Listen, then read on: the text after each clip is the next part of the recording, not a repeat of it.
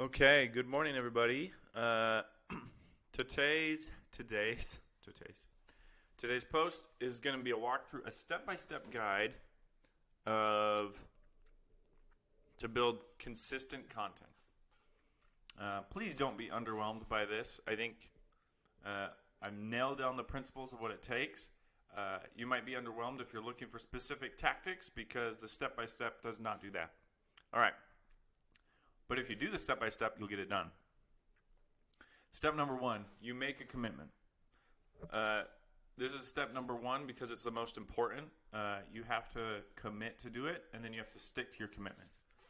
So, for example, when I started doing this, I made the commitment to do it every day. I didn't really have a good process for it. I just said I'm going to show up every morning, I'm going to write something, and I'm going to post it on LinkedIn. There's been a couple of posts, if you look back, it'd be hard to find them, I'm sure, but there's been two, I think, where I showed up in the morning, I had nothing to say, I didn't know what to say, so I literally said in my post, hey, I have nothing to say today, but I have a commitment to post every day, so this is a post keeping that commitment. We'll see you tomorrow. Getting that done just helped, in a weird way, just helped me focus in on the commitment even more. So make a commitment of some kind and stick to it. So step number two, something to help with that commitment is to start small. Let's say you're willing to go every day, you're going to post every day. Then just set aside 10 minutes. Like you write a post in 10 minutes.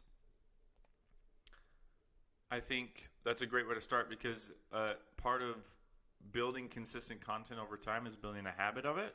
And the only way to build a habit of it is to make it possible. And there's getting it right at the beginning is the worst way to try and approach it.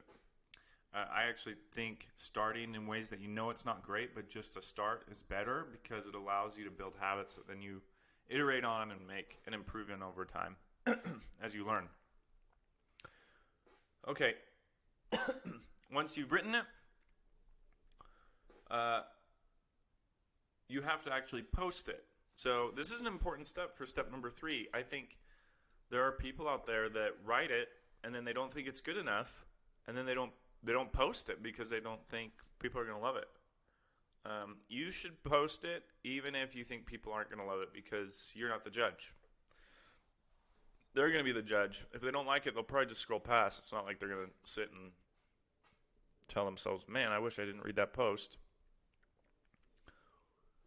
Step 4, do that for a month. Step 5, you've got the habit down. So now that you've got the habit, you have to make sure you stick with it. It should be a little bit easier to stick with it. And now you can start evolving the process and when you're ready to evolve it. Which doesn't have to be for a long time, quite honestly. I didn't start evolving my content writing process and stuff for